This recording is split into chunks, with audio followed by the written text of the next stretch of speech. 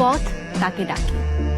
সে পথে হেঁটে তিনি বিশ্বকে দেখেন এবং লক্ষ কোটি মানুষকে দেখান এক ভিন্ন রকম, এক অন্যরকম পৃথিবী।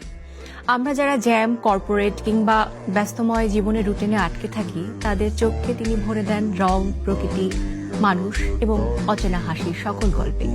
ঠিক এ কারণে তাকে আমরা একজন গল্পকারও বলতে পারি।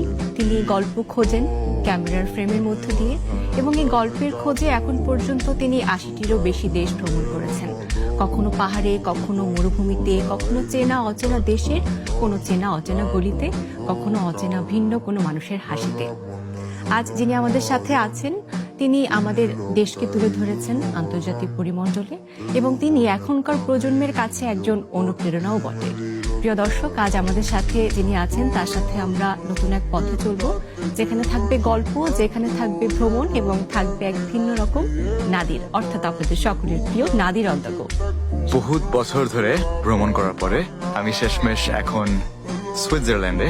তো আমি আজকে মিলানে, যেটা ইটালির উত্তর দিকে, ইটালির সবচেয়ে বড় শহর। আমি এখন টার্কির পন্টিক মাউন্টেন রেঞ্জেসে, আর এই ভিডিওটাতে আমরা এই রিজনটাকে আরেকটু ভালো করে দেখব।